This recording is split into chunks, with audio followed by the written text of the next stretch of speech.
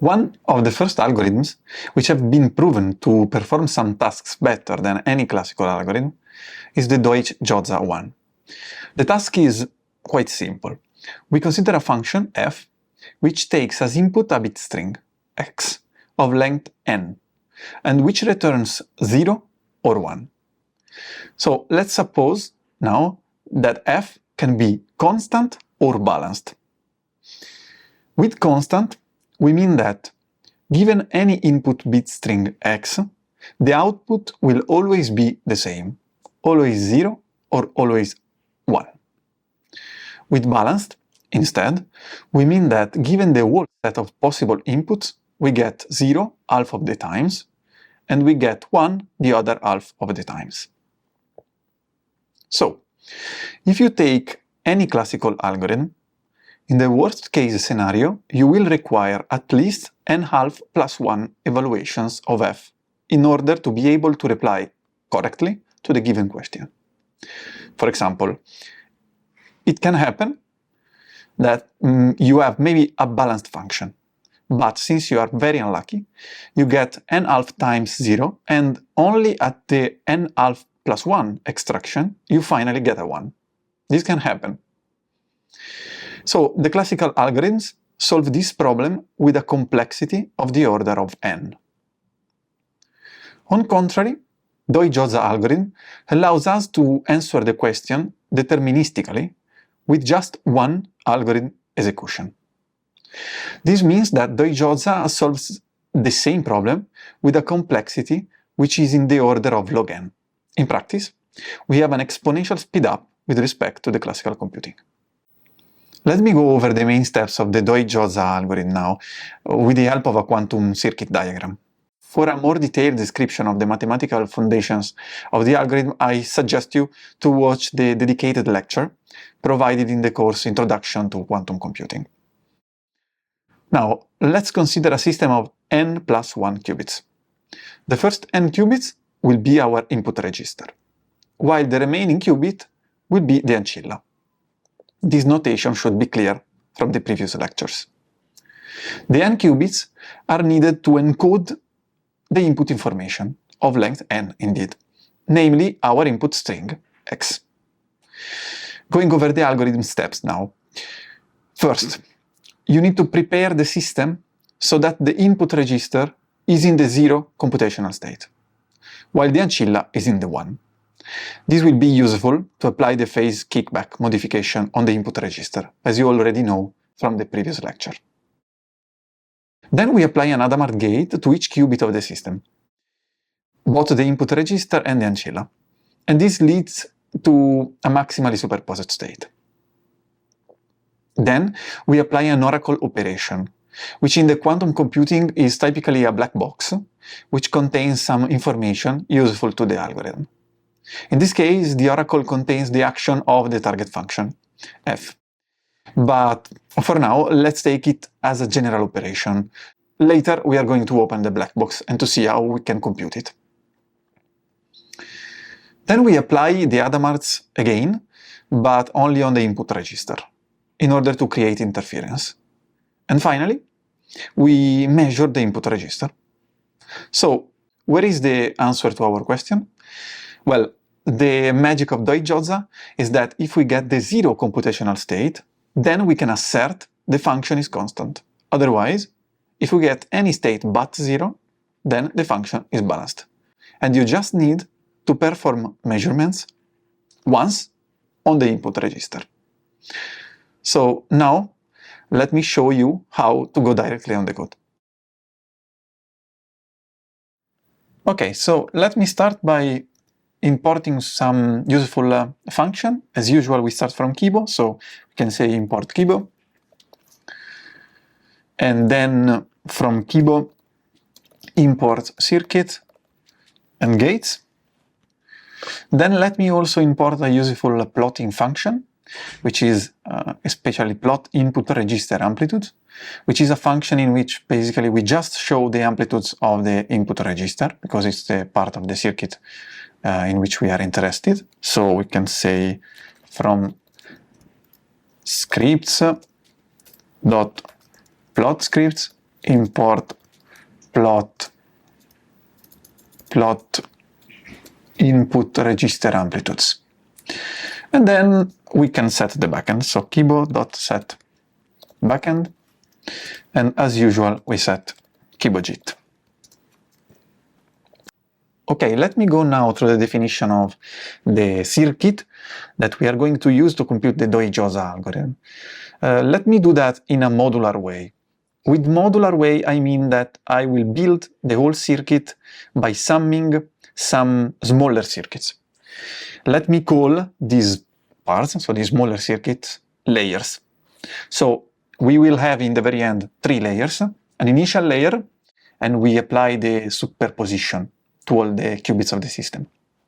A second layer in which we just apply the oracle function, but we will see the oracle in a while.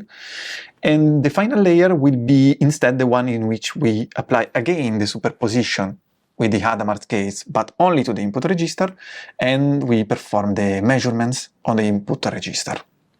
So, in practice, now we are going to build the part of the circuit which will be fixed, so the initial layer and the final layer. Now, we define a quantum circuit here. As you can see from the function, we have a function in which we pass the number of qubits of the input register n, because it's a dimension of the problem. So the number of qubits we need to encode a bit string of length n. So we are going to build a circuit, and indeed you see we are returning in the function a circuit C.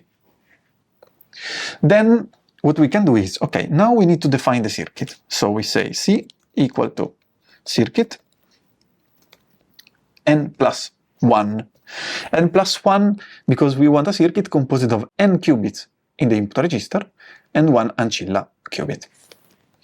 Then, to prepare the state into the 0001, we just need to add a NOT gate to the ancilla.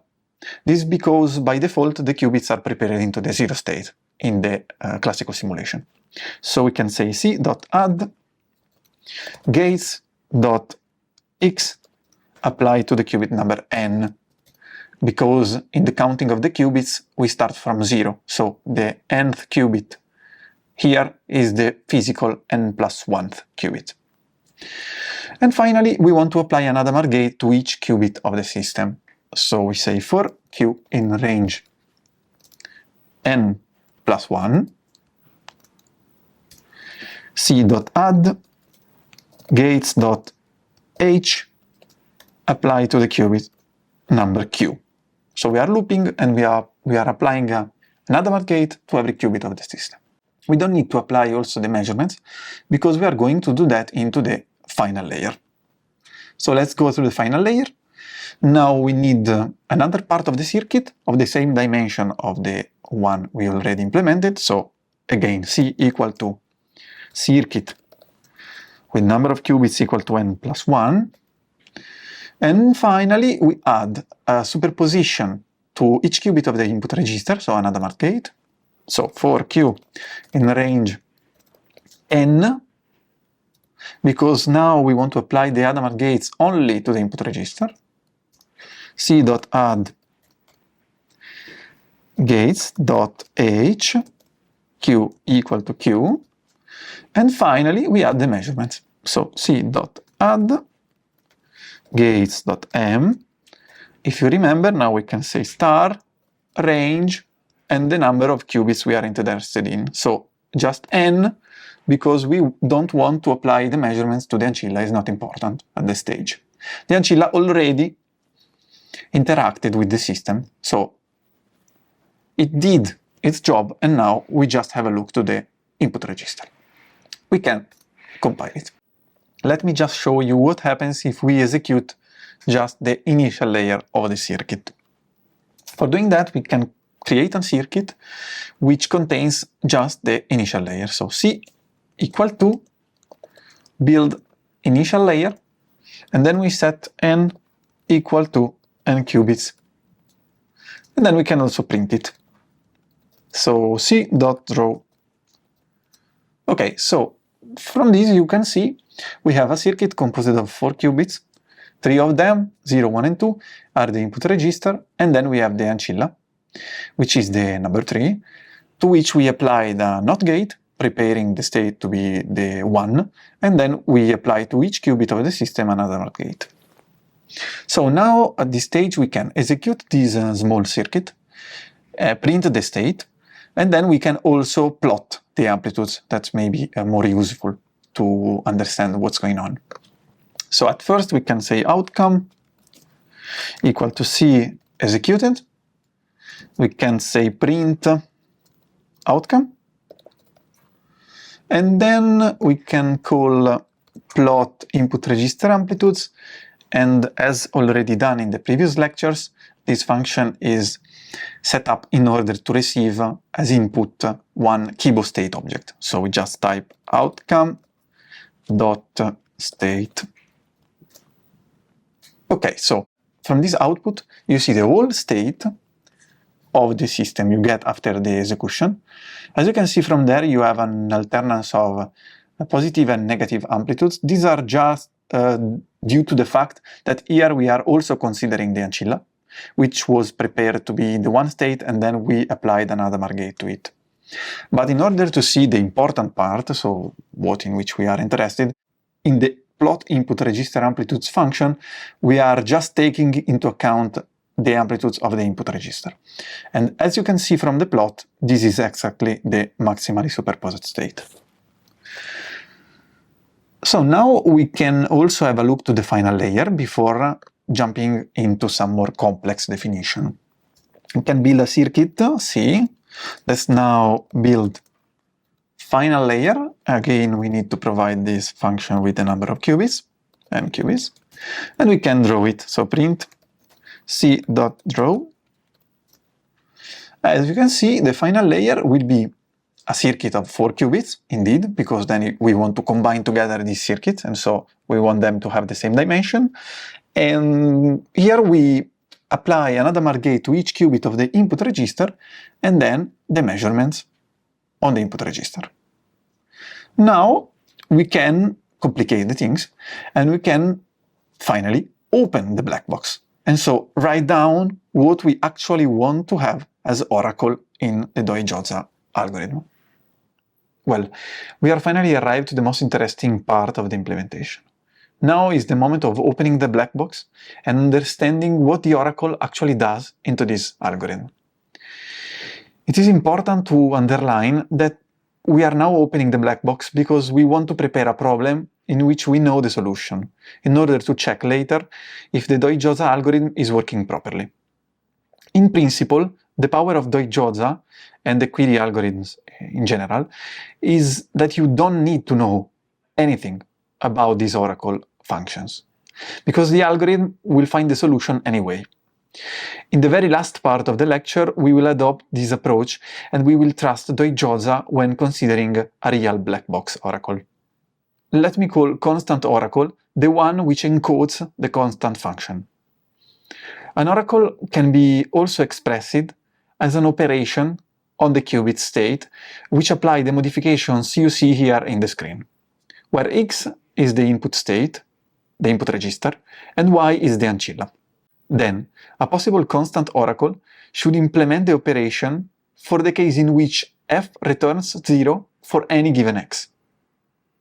Well, this operation in practice means that we never modify the ancilla state. And the best way of doing this is to implement an empty oracle. And let's do that with Qibo. So, as already mentioned before, the easiest way to implement a function f which always returns 0, independently of the input x, consists in leaving the system untouched. And so what we are going now is to implement the constant oracle by filling this cell here, actually by doing nothing, because here in this build constant oracle function, which is function of n, again the number of input register qubits, here we are defining the circuit as circuit composed of n plus 1 qubits, and then we don't need some more gates in this kind of circuit. So we can just compile the constant oracle like it is. We can build it if you want, so C equal to build constant oracle of n qubits, and then we can draw it. So C.draw. This is an empty circuit, and if we then want to execute it, so building together with the initial layer, then you should expect that we just have the same state we got after executing the initial layer. So if we do that by typing C equal to build initial layer with n equal to n qubits plus build constant oracle with n equal to n qubits, now the new circuit, if we want to print it, C.draw, is exactly the same circuit we had after just applying the initial layer. So the NOT gate applied to the ancilla and then the Hadamard gates. If we want to plot the amplitudes, again, so we collect the outcome by executing the circuit, and then we just type plot input register amplitudes of outcome dot state. Again, the plotting function needs to receive the outcome.state, so a Qibo state object. You will see this is the maximally superposed state we had before. But this was expected because the circuit we are appending, the constant oracle, is just an empty circuit. So now one exercise we ask you to do is to think about the possibility to implement a circuit which is able to apply the constant function fx equal to 1 to the system. So now we implemented the one which is f of x equal to 0. How to implement this other constant function? Well, now is the time of the balanced oracle. Again, I refer to balanced oracle as the oracle which encodes a balanced function. This oracle is quite more interesting. Basically, you want an object which applies some operations only and exactly half of the times. Then, the answer to this enigma lies into two concepts we already know quite well: superposition and control gates. In fact, if we prepare a qubit to be in a superposed state, and then we use this qubit as control qubit in a controlled operation, then the action will be executed with a probability which is proportional to the part of the state of the qubit which is equal to 1, namely 50% of the times. Then, since you have many qubits into the input register, we can play with them and implement a balanced oracle now. Actually, we already implemented the balanced oracle in this function you see here. It's quite, it can seem quite complex because there are many things inside, but it's quite simple to be understood. Firstly, instead of passing the number of qubits, at this stage we are passing a bit string. This bit string is useful because we are going to use it to customize the balanced oracle. The takeaway message of this function is that you can build any kind of balanced oracle you want until you respect some specific requirements. So that you start from a superposed state and that you use control NOT gates, or in general control gates, in order to build your balanced oracle. In this case, we are just exploiting this bit string in order to make it flexible. So what we are doing actually is to compute the number of qubits of the input register from the length of the bit string. So you will need to provide a bit string of the same length of the number of qubits of the input register. Then we create the circuit with n plus 1 qubits. We initialize this empty list that will be useful, as you can see from these lines here, to just keep track of the positions in the bit string in which we have a 1 instead of a 0. And then we apply a control NOT gate using as control qubit all of the qubits in which we got a 1. Okay, so we start from the bit string, we check in which positions we have some 1s, and then we use the qubits corresponding to these positions as control qubit of CNOT operations. then we return the circuit. So let me compile this, and now we can create our first balanced oracle. So C equal to build balanced oracle, and now we should pass a bit string. For example, we can set the most simple one, 1, 0, 0. We can also draw it. So print c.draw. And as you can see, we have a circuit composed of just one gate, because we set just one 0 in the bit string, in which the qubit number 0, so the first qubit of the bit string, is controlling the ancilla in a control not operation. If we change it, you will see you will have a more complex circuit. For example, 1, 0, 1 corresponds to a circuit in which we have two control gates, in which the qubit 0 and the qubit 2, so the first and third qubit of the bit string, are controlling two different control not operations, which has both the ancilla as target qubit. Let me come back to the initial 1, 0, 0. And so, but actually, we would like to implement some oracle, so some operation, which encodes a balanced function. So we want it to act on the ancilla, and in general, thanks to the phase kickback trick, on the state of the system, exactly half of the times. So we can check it by building the circuit and then printing the final state. So let me build the whole system. So initial layer plus balanced oracle. C equal to build initial layer, in which we set n equal to n qubits, plus build balanced oracle. And now we should provide the balanced oracle with a bit string, which is 1, 0, 0 again. Then we can print the circuit. So c.draw, and what we see is a circuit that now is composed of both the initial layer and the oracle.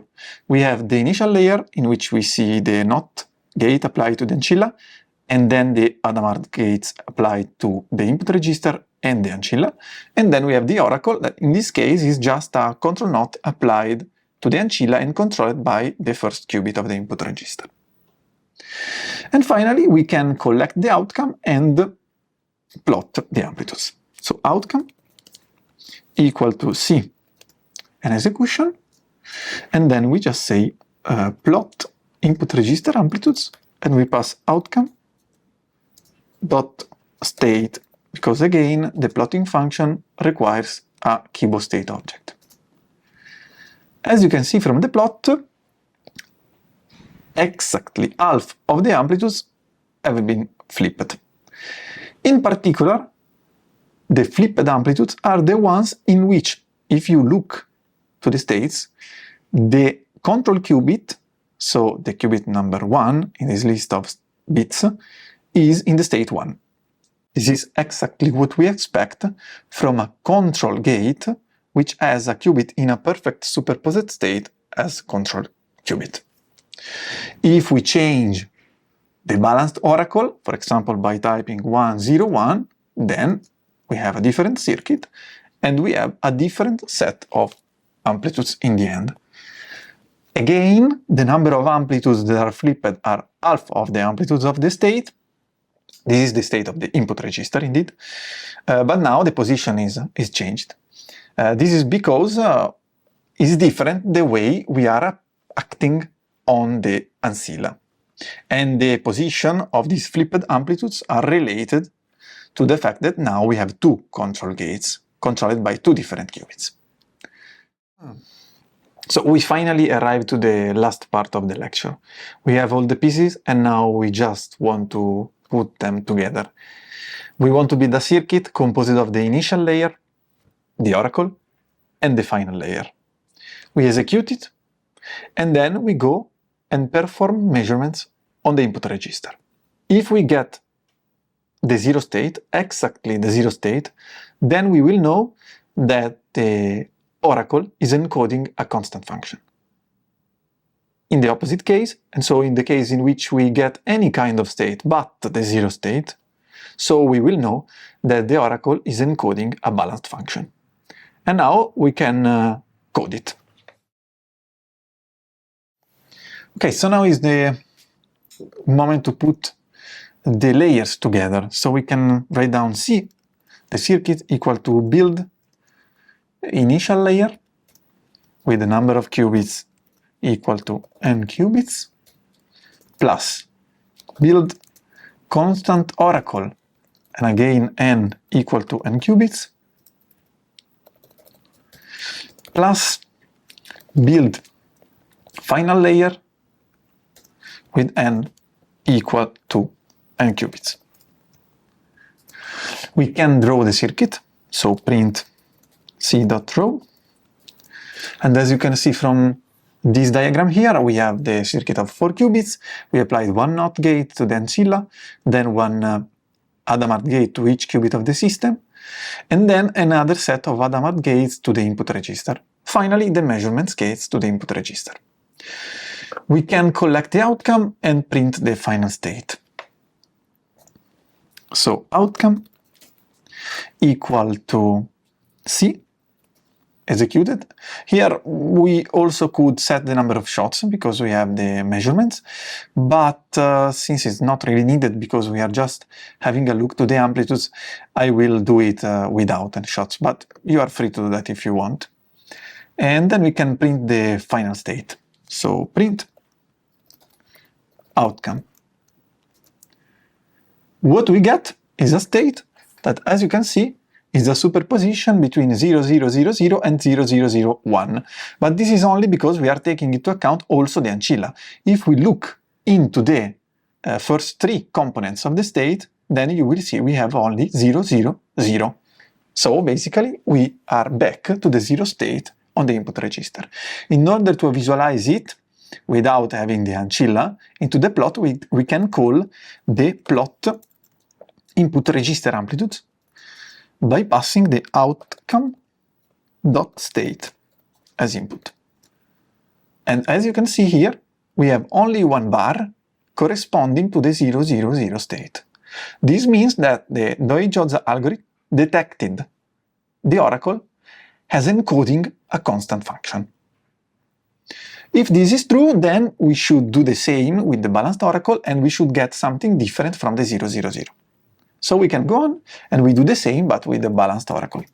Again, C equal to build initial layer with n equal to n qubits plus build balanced oracle with the bit string provided, so 100, plus build final layer with n equal to n qubits. We can draw the circuit, so print c.draw. And now you can see you have the NOT gate applied to the ancilla, the Hadamard gates applied to each qubit of the system, then a control gate, which has the qubit number 0 as control qubit and the ancilla as target qubit, and then again the final layer, so the Hadamard gates on the input register and the measurements gates. Finally, we can collect the outcome, print the state, and plot the amplitudes. Outcome equal to C executed, and then print outcome. And as you can see now, if you just look to the three components, the first three components of the state, you see we don't have the 000 state. Indeed, if we plot the results with plot input register amplitudes, providing it with the outcome.state, then you will have a different situation in which the 00 state has disappeared, and instead we have a different state. In this case is 100, because of the way we constructed the balanced oracle. You can play with the balanced oracle if you want, and you will see that depending on what you do, then you will build a final state which is something but the zero state. Finally, let me ask you to do a final exercise. We used the Deutsch-Jozsa algorithm kinda cheating, in the sense that we were knowing what we had inside the oracle. Now, what I want to ask you is to play with the Deutsch-Jozsa algorithm, the same interface, but inheriting from outside a black box oracle for real. So, something that you don't know what there is inside. You can do that by importing from the scripts.utils this black box oracle function. You just need to use it by passing again the number of qubits, as usual, and then it will return you a circuit. And what I'm asking to you is to use this circuit as we already did with the oracle during the lecture, and finally to check the final state and to answer the question. So, depending on the final state, my oracle is encoding a constant or a balanced function. And in the very, very end, you can then go and open the scripts.utils file and to check if inside the black box oracle you have a balanced or a constant oracle. With this we finish finally this lecture about the Deutsch-Jozsa algorithm, and we are ready to move on with a more complex algorithm that will be useful to do some more practical tasks. In particular, we will see the Grover algorithm.